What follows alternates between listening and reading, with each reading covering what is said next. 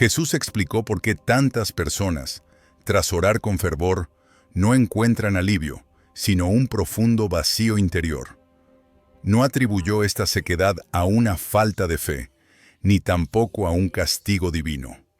Reveló que el problema surge cuando la oración se realiza exclusivamente desde la mente, atrapada en el ruido de los pensamientos, sin descender al silencio ni a la presencia interior. Explicó que hablar mucho sin conectar primero con el espíritu no acerca a Dios, simplemente agota la energía del alma. La experiencia es universal, y sin embargo, rara vez se habla de ella con honestidad en los círculos abiertos de la fe. Ocurre a menudo en la soledad de la noche, cuando el ruido del mundo se ha apagado y la persona busca un momento de conexión sagrada. Se cierra la puerta, se doblan las rodillas o se juntan las manos, y comienza el flujo de palabras. La mente, cargada de preocupaciones, lanza peticiones al aire, recita fórmulas aprendidas desde la infancia o suplica por una intervención urgente en los problemas de la vida diaria. Hay intención, hay deseo, y a menudo hay una angustia genuina detrás de cada sílaba pronunciada. Sin embargo, cuando las palabras cesan y se abre el momento de espera, la respuesta no es una paz que inunda el pecho, sino un eco sordo. Este es el vacío después de la súplica. Es una sensación física y emocional de que las palabras no han ido a ninguna parte, como si hubieran chocado contra el techo de la habitación y caído muertas al suelo. En lugar de sentirse recargada, la persona se siente más pesada que antes de comenzar. La mente, que esperaba un alivio inmediato o una señal tangible de consuelo, se encuentra lidiando con el silencio denso de la habitación, un silencio que no se siente habitado, sino desierto. Es una aridez que confunde al creyente, porque la promesa siempre fue que quien pide recibe, y quien busca, halla. Pero en ese instante de vulnerabilidad, lo único que se halla es la propia voz mental, repitiéndose en bucle, analizando si se pidieron las cosas correctas o si hubo suficiente emoción en la plegaria. Para los primeros cristianos de las líneas contemplativas, y para aquellos que guardaban las enseñanzas más interiores del Nazareno, este fenómeno no era un misterio, sino una consecuencia mecánica, predecible. Entendían que el ser humano está compuesto de capas y que la mayoría de las personas intentan realizar un acto espiritual utilizando únicamente la herramienta más densa y ruidosa que poseen, el intelecto discursivo. Al finalizar la oración, la sensación de vacío no es una prueba de que el cielo esté cerrado, sino una señal biológica y espiritual de que la conexión no se estableció en la frecuencia correcta. Es similar a intentar sintonizar una emisora de radio lejana. Si el dial no está en la posición exacta, solo se escuchará estática, por mucha potencia que tenga el receptor. El vacío que sientes es esa estática espiritual. La tragedia de este vacío reside en cómo lo interpreta el individuo moderno. Al no comprender la mecánica de la conciencia, la persona asume inmediatamente la culpa. Piensa que su fe es débil, que sus pecados son demasiados, o que Dios se ha retirado deliberadamente. Esta interpretación errónea añade una capa de sufrimiento innecesario al vacío original. La oración, que debería ser el acto supremo de descanso y renovación, se convierte en una fuente de ansiedad y desempeño. Se transforma en un trabajo. La persona se esfuerza más, habla más alto, llora con más fuerza, intentando forzar una respuesta a través de la intensidad emocional, sin darse cuenta de que está cavando en la dirección equivocada. En las enseñanzas originales, antes de que fueran simplificadas para las masas, se advertía sobre el desgaste de gastar palabras. El vacío que sigue a una oración mental es en realidad un agotamiento energético. La mente ha estado trabajando frenéticamente, proyectando imágenes del futuro, recordando dolores del pasado y verbalizando carencias, todo bajo la apariencia de un acto piadoso. Al terminar, la vitalidad se ha dispersado hacia afuera, hacia los objetos del deseo o del miedo, dejando el centro interior deshabitado. La sensación de nadie escucha es real, no porque Dios no esté, sino porque la conciencia del orante no estaba en casa. Estaba perdida en el laberinto de sus propios conceptos. Este estado de sequedad fue descrito por los antiguos no como un fracaso moral, sino como un error técnico en el arte de la atención. Al igual que un músico no puede tocar una melodía clara si su instrumento está desafinado o lleno de polvo, el ser humano no puede resonar con lo divino si su instrumento interior, la atención consciente, está saturado de ruido y dirigido hacia el exterior. El vacío es el residuo que queda cuando el ego intenta hacer el trabajo del espíritu. Es la firma inconfundible de una oración que nunca salió de la cabeza, una carta que se escribió, pero que nunca se depositó en el buzón, quedándose sobre la mesa, acumulando polvo mientras quien la escribió espera una respuesta que no puede llegar.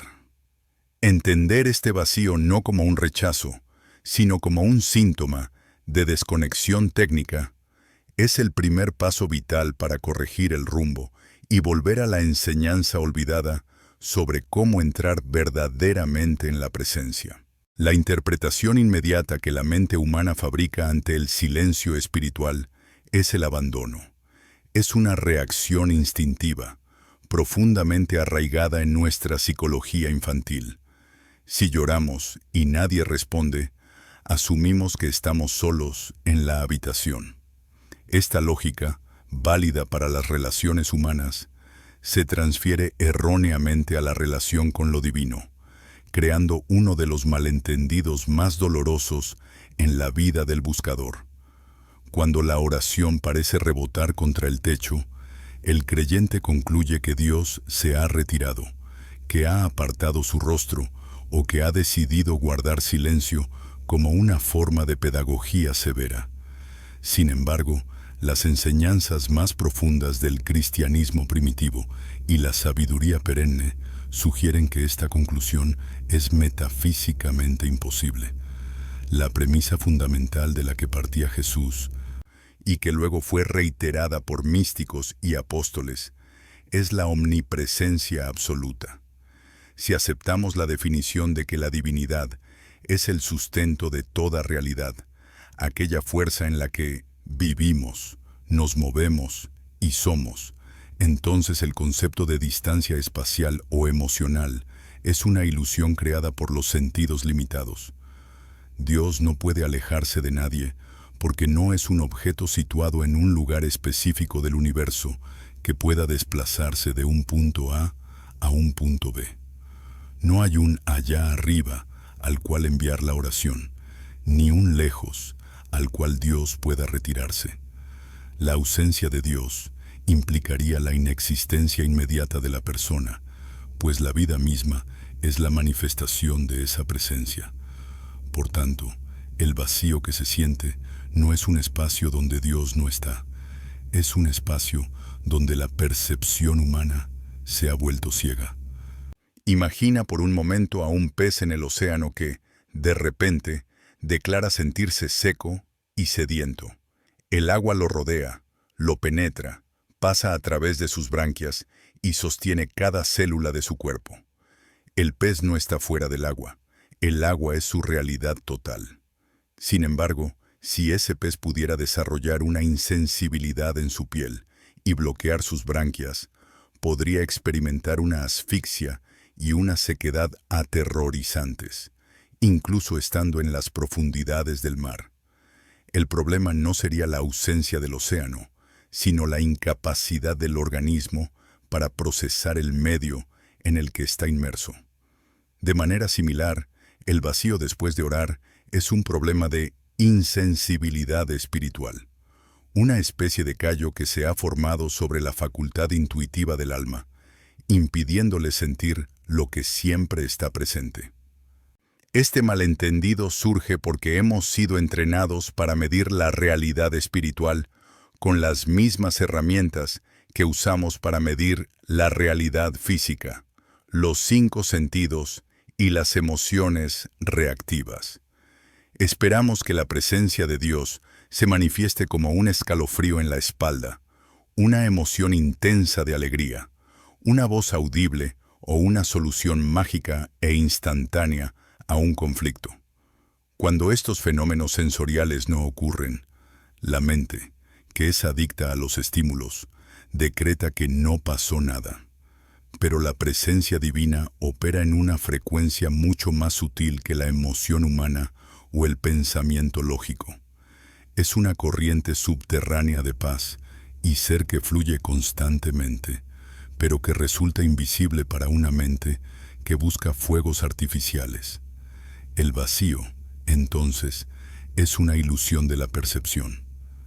Es comparable a estar en una habitación llena de música de radio. Las ondas están allí, llenando cada centímetro cúbico del espacio, portando sinfonías y voces. Pero si tu receptor de radio está apagado o sintonizado en una frecuencia muerta, donde solo hay estática, podrías jurar que la habitación está en silencio absoluto. Podrías gritar pidiendo música y lamentarte de que la orquesta te ha abandonado. Pero la orquesta nunca dejó de tocar. Es tu equipo de recepción el que no está captando la señal. La enseñanza interior de Jesús apuntaba precisamente a esto. El reino no viene con advertencias visibles ni con espectáculos externos, porque ya está entre vosotros y dentro de vosotros. La tarea no es traer a Dios desde un cielo lejano hacia la tierra de tu sufrimiento, sino ajustar el receptor interno para captar la realidad que ya está operativa. Además, hay un componente psicológico en esta sensación de ausencia. El ego, la parte de nosotros que se identifica con la separación y la supervivencia, se siente profundamente incómodo con el silencio real. El ego necesita ruido, drama y confirmación constante para sentirse vivo. Cuando la oración no devuelve una confirmación inmediata que satisfaga al ego, una señal de que somos especiales, escuchados o favorecidos, el ego proyecta una sensación de frialdad y soledad. Interpreta la falta de respuesta a sus demandas como un rechazo personal. Es el ego el que siente el vacío, no el espíritu. El espíritu conoce su conexión indisoluble con la fuente, pero mientras la conciencia esté atrapada en las demandas del ego, la experiencia predominante será la de un niño ignorado. Comprender que la ausencia es imposible cambia radicalmente la forma de abordar ese vacío. Ya no se trata de suplicar a un Dios lejano que regrese, sino de investigar qué barrera hemos levantado nosotros mismos. Deja de ser un problema teológico sobre la voluntad de Dios y se convierte en un problema técnico sobre la limpieza de nuestra propia percepción. La niebla no hace desaparecer al sol, solo nos impide verlo. Del mismo modo, el ruido mental, la ansiedad y la falta de atención no expulsan a Dios de la habitación, simplemente nos velan los ojos del alma. El vacío no es un desierto geográfico donde Dios no habita. Es una catarata en el ojo espiritual que debe ser removida. Al aceptar esto, la angustia por el abandono desaparece y es reemplazada por la responsabilidad de despertar. El obstáculo principal que genera el vacío espiritual no es de índole moral, sino de orientación. Es un error de brújula, un fallo fundamental en la dirección hacia la cual lanzamos nuestra atención. Desde la infancia, la cultura y la iconografía religiosa han condicionado a la mente humana para visualizar a la divinidad como una entidad externa, separada y distante. Se nos ha enseñado a menudo de manera implícita a través del arte y la liturgia, que Dios está arriba o afuera. Al cerrar los ojos para orar, la inmensa mayoría de las personas realiza un movimiento mental inconsciente. Proyectan su intención hacia un cielo imaginario, hacia un trono lejano situado más allá de las nubes, o hacia una figura de autoridad que observa desde el exterior. Sin saberlo, este simple acto de proyectar la atención hacia afuera crea instantáneamente una brecha de separación que no existía antes. Este hábito de externalizar lo sagrado es el error interior más común y devastador en la vida de oración. Al situar a Dios fuera de uno mismo, se establece una relación dualista de sujeto y objeto. Yo estoy aquí, pequeño y necesitado, y Dios está allá, grande y remoto.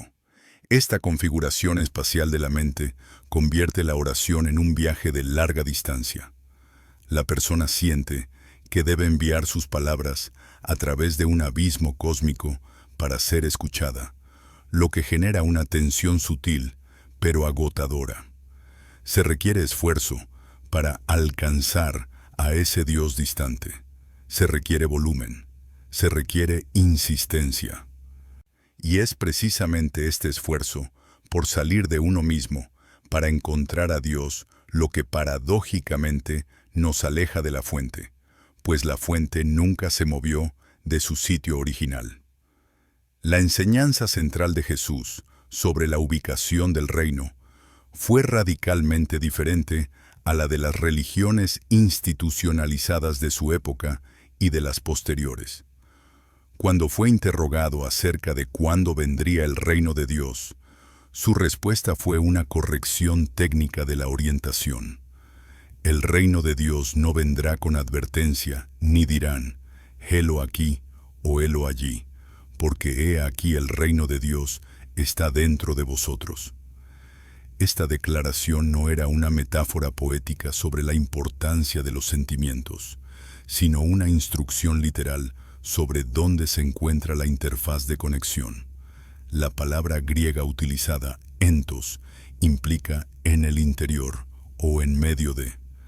Sin embargo, al orar, casi nadie sigue esta instrucción. En lugar de hundirse hacia adentro, hacia el centro del propio ser, la mente huye hacia afuera, buscando socorro en una proyección mental de Dios. El problema mecánico de orar hacia afuera es que, en realidad, no estamos orando a Dios, sino a nuestra imaginación. Cuando visualizamos a un ser divino externo y le hablamos, estamos dialogando con un concepto mental, una imagen fabricada por nuestro cerebro basada en recuerdos, pinturas y expectativas. Estamos hablando con un ídolo mental. Y dado que un concepto mental no tiene vida propia ni poder de respuesta, el resultado es el silencio. Una imagen mental no puede dar paz, no puede abrazar al alma ni transformar el estado de conciencia. Por eso se siente el vacío. Hemos estado gritando a una pared pintada en nuestra propia mente, ignorando al habitante vivo que reside en el sótano silencioso de nuestra propia conciencia. Este error de dirección explica por qué la oración a menudo se siente como un monólogo solitario. Si la dirección es hacia afuera, la energía de la atención se dispersa en el vacío. Es como intentar llenar un vaso vertiendo el agua fuera de él. El alma se queda seca porque la atención, que es el vehículo de la energía espiritual, se ha fugado hacia el exterior en busca de algo que solo puede ser hallado en el origen de la propia atención. Los antiguos monjes del desierto y los primeros hesicastas comprendieron este peligro y advirtieron constantemente contra la imaginación en la oración. Sabían que cualquier imagen de Dios que la mente proyectara afuera era un obstáculo, una distracción que impedía el descenso real al corazón, el único lugar donde la fusión es posible. La tragedia de este error es que convierte la intimidad en distancia. Cuanto más gritamos hacia el cielo, más sordos nos volvemos a la voz interior. La persona termina exhausta de tanto tocar la puerta del cielo, sin darse cuenta de que la puerta que intenta abrir se abre hacia adentro, no hacia afuera. Al empujar con sus súplicas hacia el exterior, lo único que hace es mantener la puerta cerrada con su propia presión. El vacío que siente al terminar es el eco de su propia ausencia en su centro. Ha salido de casa para buscar a un huésped que ya estaba sentado en su sala de estar, esperándolo. La corrección de este error no requiere más fe, sino un giro de 180 grados en la atención. Dejar de buscar al Dios de las alturas y empezar a sintonizar con la presencia que sostiene el latido del corazón aquí y ahora. Mientras la oración siga siendo un envío postal a las estrellas, el vacío seguirá siendo el acuse de recibo. Si el error de dirección nos lleva a buscar afuera lo que está adentro, el segundo gran obstáculo es la herramienta que elegimos para realizar esa búsqueda: el intelecto discursivo. Para la inmensa mayoría de las personas, orar es una actividad mental. Es un proceso cognitivo que involucra la construcción de frases, la articulación de argumentos lógicos, el recuerdo de listas de necesidades y la proyección de escenarios futuros. Entramos en la oración cargando con toda la maquinaria de nuestra razón, esa misma herramienta que utilizamos para resolver problemas matemáticos, planificar la agenda laboral o debatir conflictos cotidianos. Asumimos, sin cuestionarlo, que la mente racional es el vehículo adecuado para transportar nuestra conciencia hacia lo divino. Sin embargo, las enseñanzas interiores sugieren que la mente pensante, por su propia naturaleza, es incapaz de cruzar el umbral del espíritu. La mente humana opera bajo un sistema binario de dualidad. Para pensar, necesita dividir la realidad en sujeto y objeto, en bueno y malo, en yo y lo otro. Funciona analizando, etiquetando y juzgando. Cuando aplicamos este mecanismo a la oración, inevitablemente convertimos el acto sagrado en una transacción comercial o en un informe burocrático. La mente se presenta ante lo que concibe como Dios y comienza a negociar. Expone sus méritos, justifica sus fallos y presenta sus demandas con una lógica impecable. He sufrido esto, por lo tanto merezco aquello. Si tú haces esto, yo prometeré aquello. Este tipo de oración no es un encuentro, es un monólogo del ego disfrazado de piedad. El ego, que vive del control y de la supervivencia, utiliza la oración para intentar manipular la realidad a su favor, tratando a Dios como a un administrador cósmico al que hay que convencer con buenos argumentos. Jesús advirtió específicamente sobre este uso excesivo del intelecto y la verbalización mecánica. En los textos originales, cuando hablaba de no usar vanas repeticiones, el término griego empleado era batalogein, que podría traducirse más precisamente como balbucear o parlotear sin sentido. No se refería solo a la repetición de mantras paganos, sino al flujo incesante y automático de la mente que cree que será escuchada por su palabrería. Jesús señalaba el error de creer que la cantidad de procesamiento mental o el volumen de palabras acumuladas equivale a eficacia espiritual. Sabía que la mente pensante es ruidosa por defecto y que ese ruido actúa como una interferencia estática que impide sintonizar la frecuencia sutil del reino. Mientras la mente está ocupada hablando, explicando y pidiendo, no hay espacio para recibir. El vacío que se siente tras orar desde la mente es el resultado directo de esta incompatibilidad de frecuencias. La mente vive en el tiempo psicológico. Siempre está oscilando entre el pasado, la culpa, el recuerdo, el trauma y el futuro, la ansiedad, el deseo, la expectativa. Nunca está en el ahora. Dios, por el contrario, es una realidad eterna que solo puede ser contactada en el presente absoluto. Cuando oramos desde la mente, estamos enviando mensajes desde una zona temporal donde Dios no habita en términos de experiencia directa. Estamos gritando desde el pasado o desde el futuro, mientras que la presencia divina nos espera en el instante presente que la mente acaba de ignorar. Por eso, al terminar la oración mental, volvemos a la realidad y sentimos que nadie nos ha escuchado. En cierto modo es verdad, porque nunca estuvimos allí para el encuentro. Estuvimos perdidos en el tiempo. Además, orar desde la mente agota. El acto de pensar consume una enorme cantidad de energía biológica. Mantener una narrativa coherente, gestionar las emociones que surgen con cada petición y visualizar los resultados deseados es un trabajo pesado. La persona termina su tiempo de oración mentalmente fatigada, no espiritualmente renovada.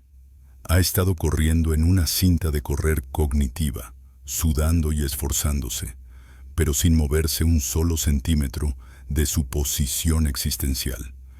El intelecto puede pensar acerca de Dios, puede teologizar sobre Dios y puede imaginar a Dios, pero no puede conocer a Dios. Del mismo modo que uno puede leer el menú de un restaurante 1000 veces y memorizar cada plato, pero eso nunca le quitará el hambre. El menú no es la comida.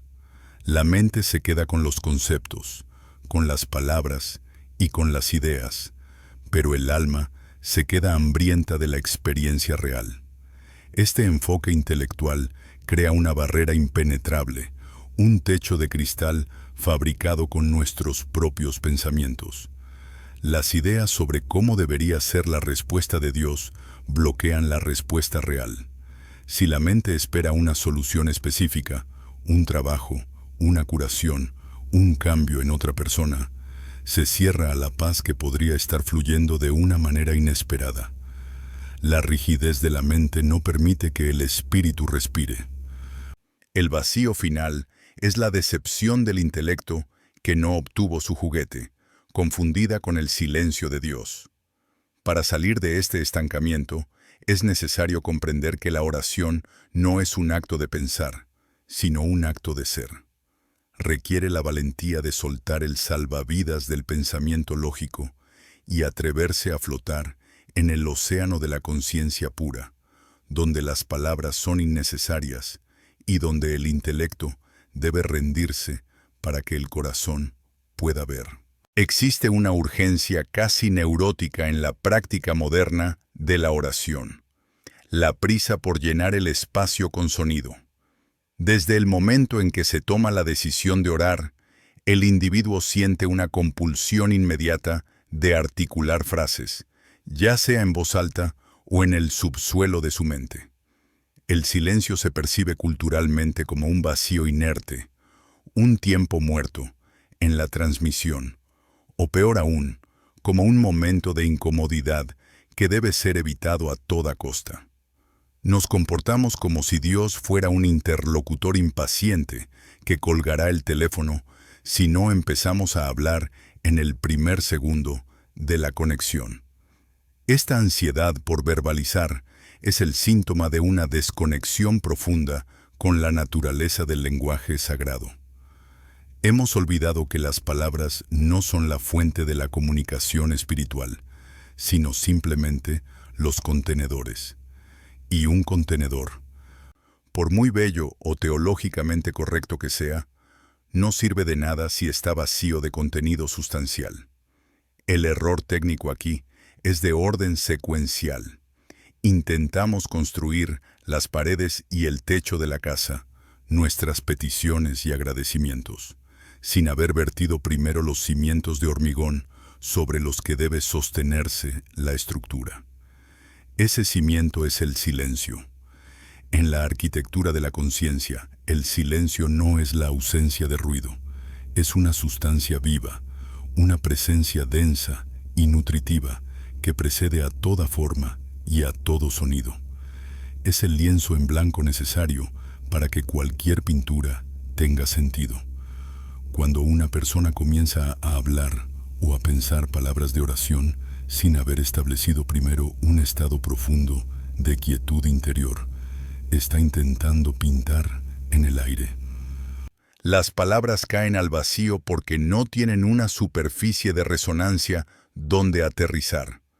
Son sonidos huecos, desprovistos de la carga vibratoria necesaria para alterar la realidad o consolar el corazón.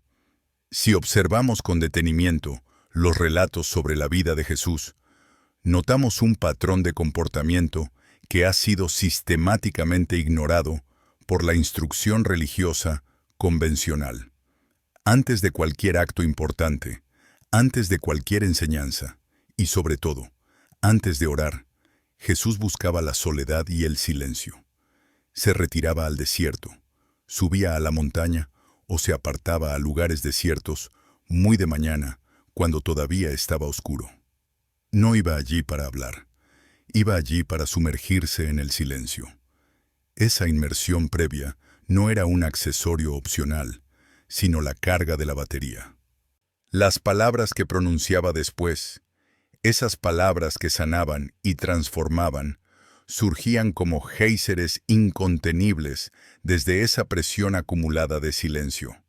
Su palabra tenía poder precisamente porque no nacía del intelecto, sino que brotaba del fondo de un silencio habitado. Nosotros, en cambio, operamos al revés. Llegamos a la oración cargados con el ruido del tráfico, las noticias, las discusiones familiares y el caos mental. Y sin hacer ninguna pausa para limpiar ese residuo, empezamos a superponer palabras sagradas sobre esa base de ruido profano. El resultado es una cacofonía interna. Decimos, hágase tu voluntad, pero la vibración que emite nuestro ser es la del estrés acumulado durante el día. La palabra paz, pronunciada por una garganta tensa y una mente acelerada, no transporta paz. Transporta la ansiedad de quien la pronuncia. La física espiritual es implacable en esto. Transmitimos lo que somos, no lo que decimos. Si nuestro estado base es el ruido, nuestras oraciones son simplemente ruido, con vocabulario religioso. Y el ruido, por definición, es una perturbación, no una conexión. Este hablar prematuro es lo que causa la aridez. Imaginemos un pozo de agua. Para sacar agua fresca, uno debe lanzar el cubo hacia abajo, hacia la oscuridad profunda, y esperar a que se llene antes de subirlo. El silencio es ese descenso del cubo.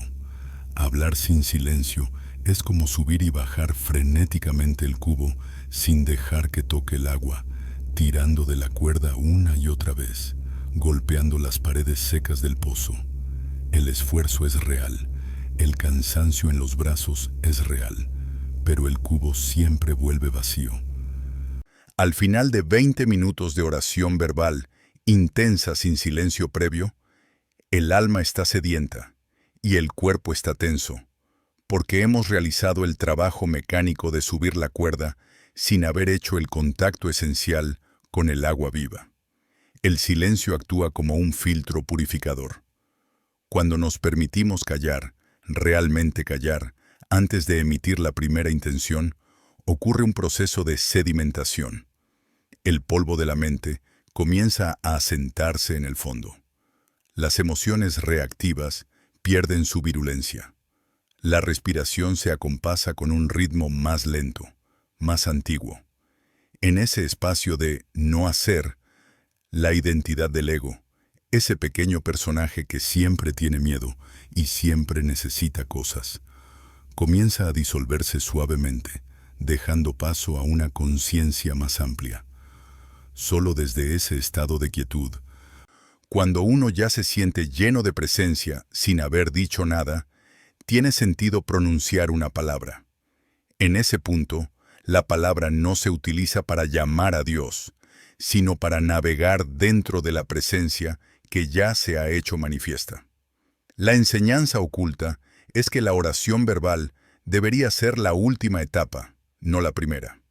Debería ser el desbordamiento de una copa que ya está llena, no el grito de una copa vacía que exige ser llenada. Si aprendiéramos a sentarnos en silencio, a aquietar la lengua y la mente hasta sentir el cambio de atmósfera interior, descubriríamos que muchas de las peticiones que traíamos preparadas se vuelven innecesarias.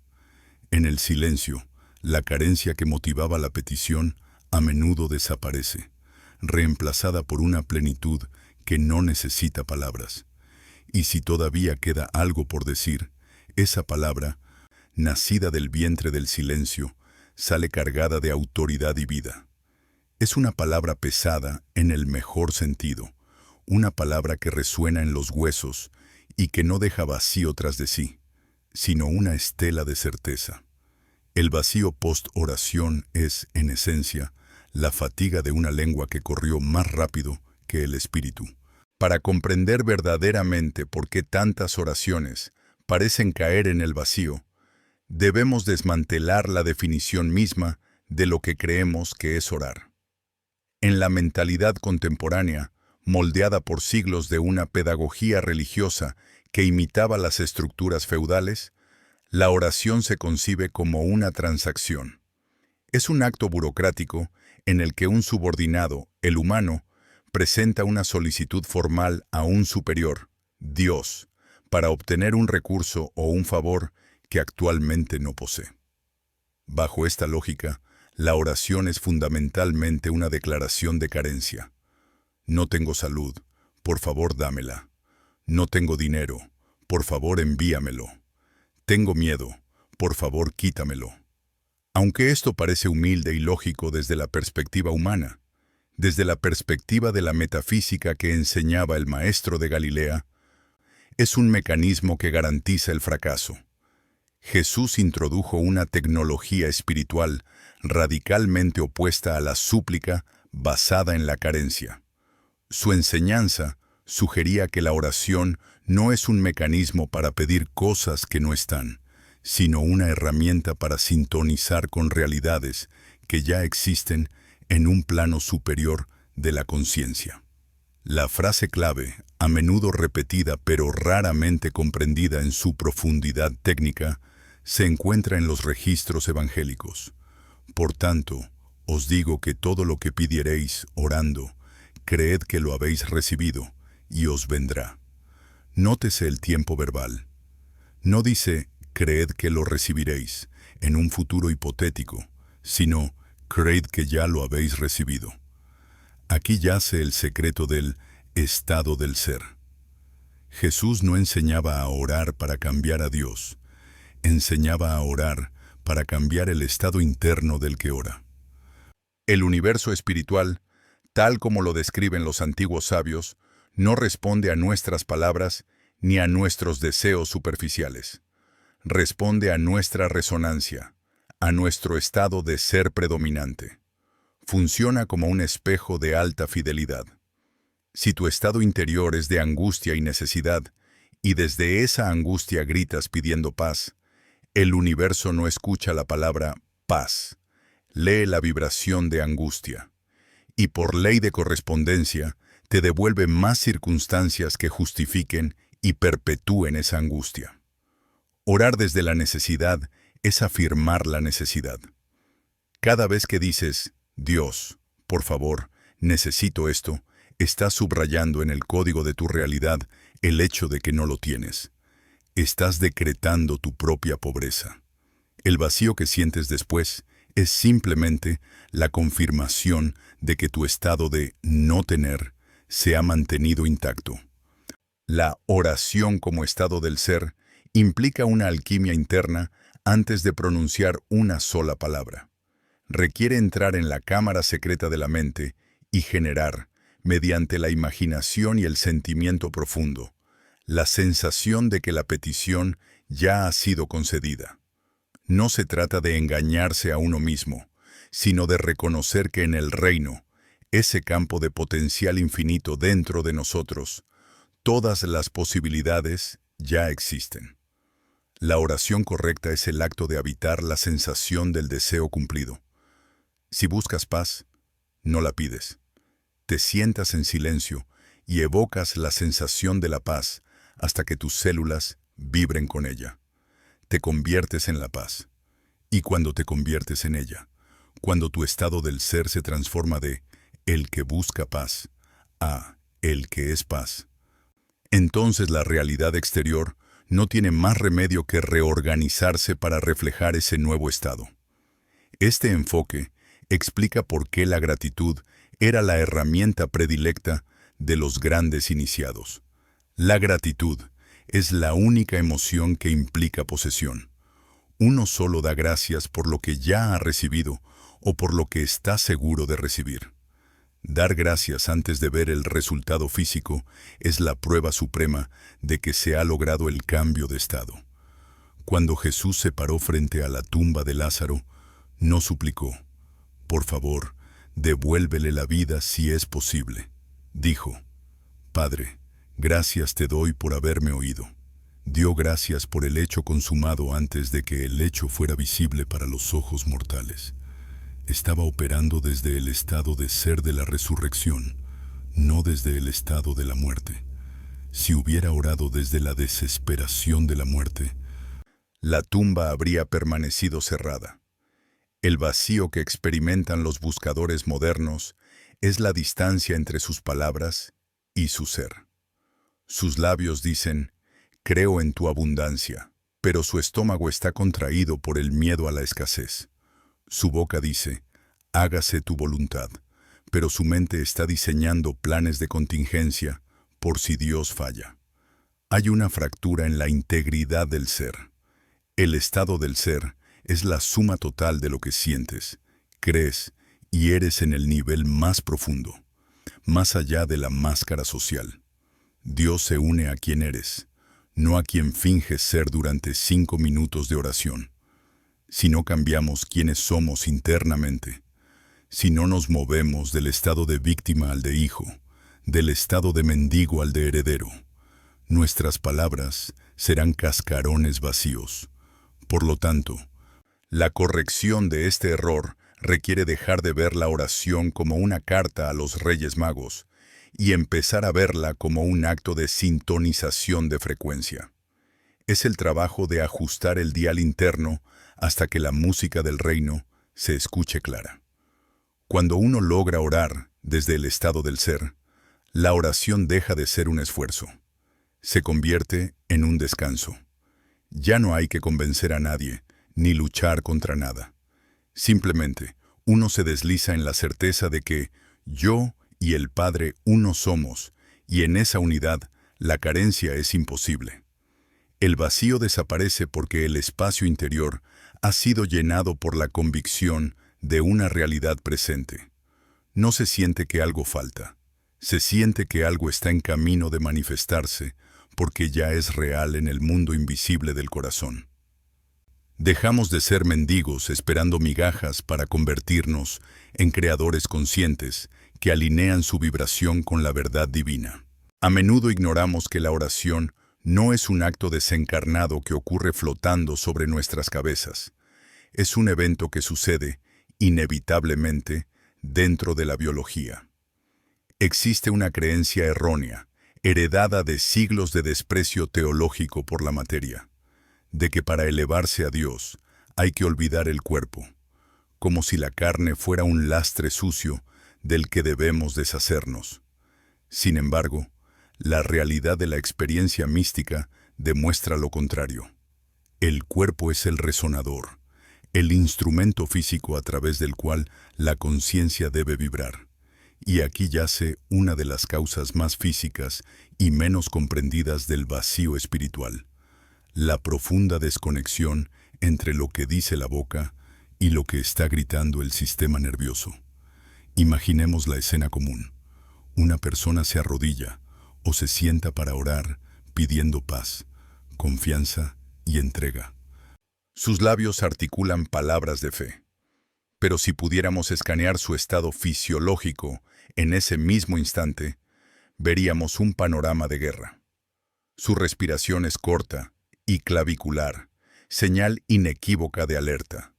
Su estómago está contraído en un nudo apretado. Su mandíbula retiene una tensión férrea y sus hombros están levantados en una postura defensiva inconsciente. Químicamente, su sangre está inundada de cortisol y adrenalina, las hormonas de la lucha o la huida. Aunque su mente consciente está intentando tener una conversación con lo divino, su cuerpo biológico está gritando que hay un depredador en la habitación. Esta contradicción es fatal para la experiencia espiritual. El cuerpo no entiende de teología, entiende de seguridad. Si el sistema nervioso autónomo está activado en modo de supervivencia, como lo está en la mayoría de las personas modernas debido al estrés crónico, el cerebro prioriza biológicamente la defensa sobre la trascendencia. No se puede entrar en un estado de contemplación profunda ni de apertura mística si el organismo cree que está bajo amenaza. Es una imposibilidad fisiológica. Los circuitos neuronales necesarios para la percepción sutil, para la empatía y para la conexión oceánica con el todo se apagan cuando el cuerpo está ocupado, preparándose para combatir o huir. Por lo tanto, cuando oramos en este estado de incoherencia, se produce una cancelación de la señal. La mente dice, confío en ti, pero el cuerpo dice, estoy aterrorizado y no tengo el control. Y en el universo de la energía, la vibración del cuerpo siempre gana a la vibración de la palabra, porque es más densa, más constante y más honesta. El cuerpo es el subconsciente hecho carne, no puede mentir. Si el cuerpo vibra en miedo, esa es la oración que se emite, independientemente de las palabras bonitas que se utilicen para enmascararlo. El vacío que sigue no es más que la fricción entre estas dos realidades opuestas. Nos sentimos vacíos porque la energía que debería habernos elevado se consumió intentando gestionar la tensión física. Jesús, en su sabiduría práctica, nunca ignoró el cuerpo. Sus instrucciones sobre no afanarse no eran solo consejos morales, sino prescripciones de salud nerviosa. Sabía que la preocupación crónica cierra las puertas de la percepción. Además, la tradición antigua del desierto y los primeros cristianos utilizaban posturas específicas, la postración completa, las manos alzadas, la respiración rítmica, no como rituales vacíos, sino como tecnologías somáticas para alinear el cuerpo con la intención del espíritu. Sabían que para que el espíritu descienda, el cuerpo debe ofrecer una base blanda y abierta. Un cuerpo rígido es como un puño cerrado. Nada puede entrar en él, ni siquiera la gracia. El error moderno es intentar orar encima de la tensión, ignorándola, esperando que la oración actúe como una píldora mágica que elimine el estrés sin que nosotros tengamos que hacer nada. Pero el orden es inverso. Primero debemos pacificar la bestia biológica y luego elevar la plegaria. Si uno entra a la oración directamente desde el caos del día, sin tomarse unos minutos para respirar, para soltar los hombros, para decirle al sistema nervioso, estamos a salvo, no hay leones aquí. La oración chocará contra la muralla de nuestra propia biología. El vacío, en este contexto, es la sensación física de un cortocircuito. Es la fatiga de intentar conducir un coche con el freno de mano puesto. El motor, la intención espiritual, ruge y quiere avanzar, pero las ruedas, el cuerpo en tensión, están bloqueadas. El resultado es mucho calor, mucho ruido, humo y desgaste, pero ningún movimiento. Al terminar, uno se siente agotado y frustrado. Entender que el cuerpo debe ser un aliado y no un obstáculo es crucial. La oración eficaz requiere que la carne también ore, es decir, que el cuerpo entre en un estado de reposo y confianza tal que su propia relajación se convierta en un acto de fe. Cuando la respiración se calma y el vientre se afloja, el cuerpo le está diciendo a Dios, realmente confío, por eso me atrevo a bajar la guardia. Esa es la única palabra que el cuerpo puede pronunciar, y es la única que valida la sinceridad de lo que decimos. Sin esa alineación somática, nuestras oraciones son cartas enviadas por una mente que quiere paz, pero firmadas por un cuerpo que se prepara para la guerra. Llegados a este punto, surge una pregunta inevitable y dolorosa en la mente del buscador. Si esta enseñanza sobre la oración interior, el silencio y el estado del ser era tan central en el mensaje de Jesús, ¿por qué no se nos enseñó? ¿Por qué la inmensa mayoría de las personas creció memorizando oraciones repetitivas y asistiendo a ritos externos, pero nunca recibió una sola lección sobre cómo aquietar el sistema nervioso o cómo entrar en la cámara nupcial del corazón? La respuesta a este interrogante no es teológica, sino política e histórica.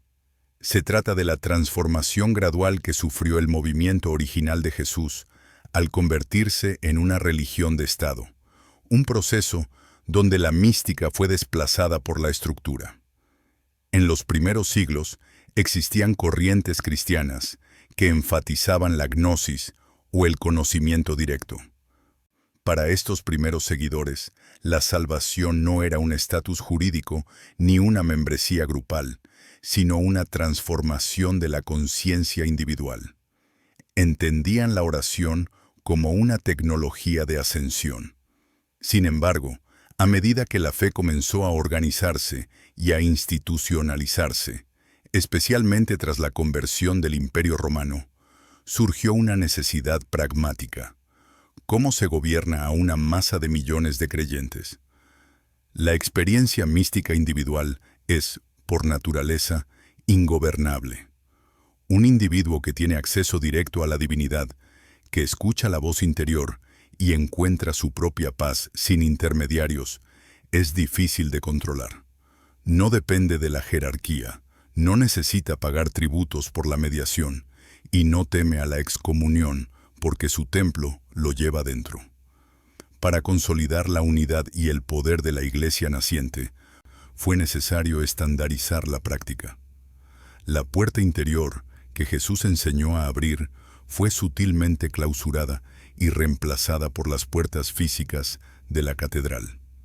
El concepto de sacerdocio universal, donde cada ser humano es el pontífice de su propia alma, se restringió a una casta clerical especializada. Se estableció la idea de que el acceso a Dios requiere un agente autorizado, un ritual específico y un lugar consagrado. Esta externalización de lo sagrado fue el golpe mortal para la oración contemplativa en las masas. Se enseñó al pueblo a mirar hacia el altar, hacia el sacerdote y hacia el cielo, desviando la mirada del único lugar donde ocurría el milagro, el propio interior. Con el paso de los siglos, la instrucción técnica sobre cómo orar fue sustituida por la instrucción sobre qué rezar. Se priorizó la ortodoxia de las palabras sobre la calidad de la conexión. Era más fácil medir la fe de una persona por su asistencia a misa y su repetición correcta del credo que por su nivel de silencio interior o su capacidad de amar. La oración se convirtió en un deber cívico-religioso, una lista de chequeo para asegurar el favor divino, perdiendo su carácter original de aventura espiritual. Los grandes maestros de la oración interna, los místicos, las beguinas, los monjes esicastas, a menudo fueron vistos con sospecha por la jerarquía. Fueron tolerados en los márgenes, encerrados en monasterios o, en el peor de los casos, perseguidos por herejes, simplemente porque afirmaban que Dios podía ser hallado sin la burocracia eclesiástica. Este silencio institucional sobre la mecánica de la conciencia no fue necesariamente una conspiración malévola en cada paso, sino una consecuencia de la simplificación. Se asumió que el pueblo llano no tenía la capacidad intelectual o espiritual para manejar las verdades profundas de la meditación y el silencio. Se les dio leche en lugar de alimento sólido, como diría San Pablo, pero con el tiempo, el alimento sólido se escondió tan bien que incluso los que debían repartirlo olvidaron dónde estaba. Generaciones enteras de clérigos fueron formadas en la liturgia y el derecho canónico, pero no en la ciencia de la oración mental. Así, los ciegos terminaron guiando a otros ciegos. La consecuencia moderna de este desvío histórico es el analfabetismo espiritual que sufrimos hoy.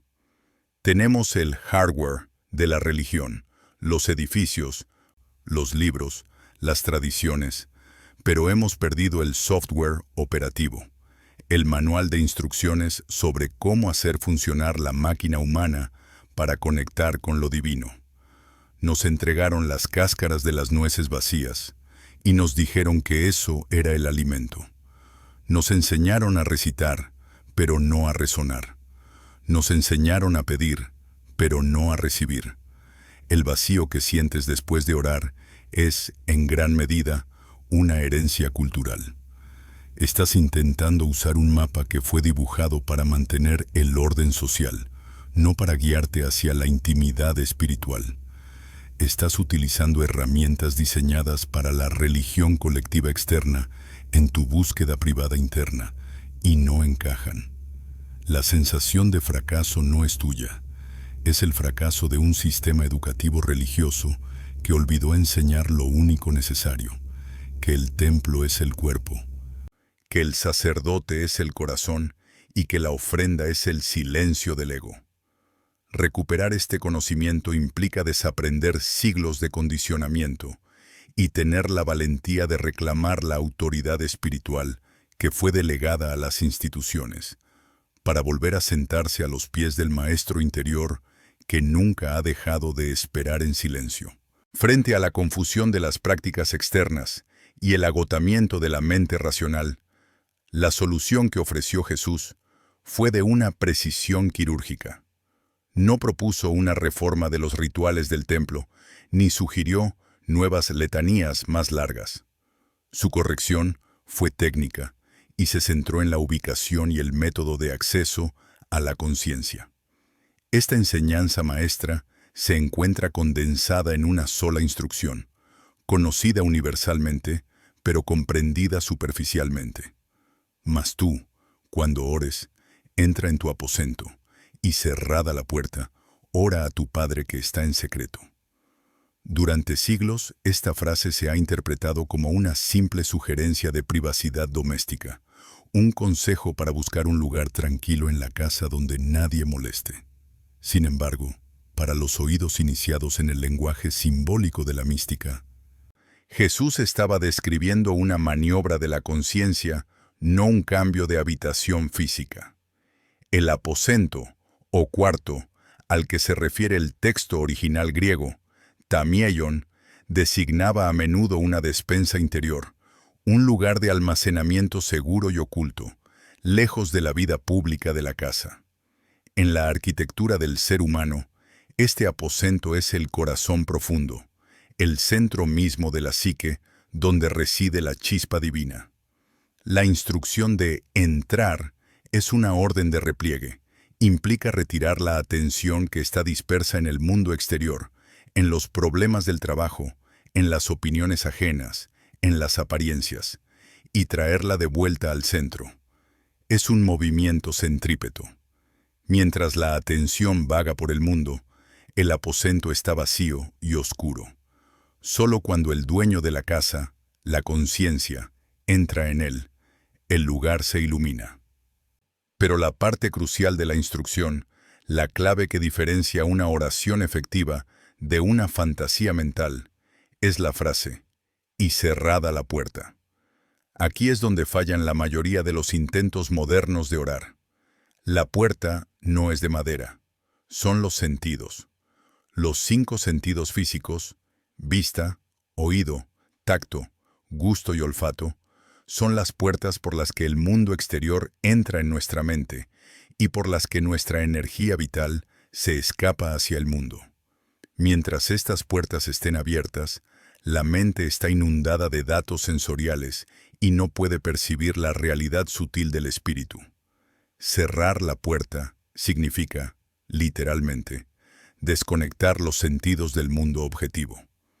Significa cerrar los ojos para no ver la distracción, cerrar los oídos al ruido ambiental y, lo más difícil, cerrar la puerta de la mente a los pensamientos intrusivos.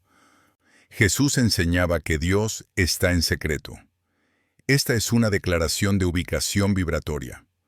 Lo divino no habita en la superficie ruidosa de la vida, donde las cosas se ven y se tocan, sino en el trasfondo invisible, en el secreto del silencio interior. Si uno intenta orar con la puerta abierta, es decir, pensando en la lista de la compra o preocupado por la hora, está intentando encontrar al Padre en lo público, y allí no está. El encuentro solo ocurre en la clandestinidad de la conciencia pura, lejos de la mirada de los sentidos y del ego.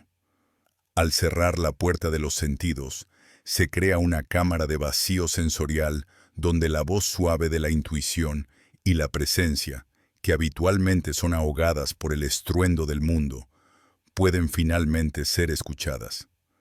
La corrección práctica, entonces, implica un cambio radical en la forma de abordar el momento de oración. En lugar de comenzar hablando, el primer acto debe ser el de aislarse. No basta con estar solo en una habitación. Hay que estar solo dentro de uno mismo. Hay que practicar el arte de soltar el mundo. Durante esos minutos sagrados, el mundo exterior debe dejar de existir para el orante. Los problemas no existen. El tiempo no existe. El cuerpo no existe. Solo existe la conciencia flotando en el vacío fértil del aposento. Es un acto de morir al mundo momentáneamente para nacer al espíritu. Sin esta muerte sensorial previa, no hay resurrección de la conciencia.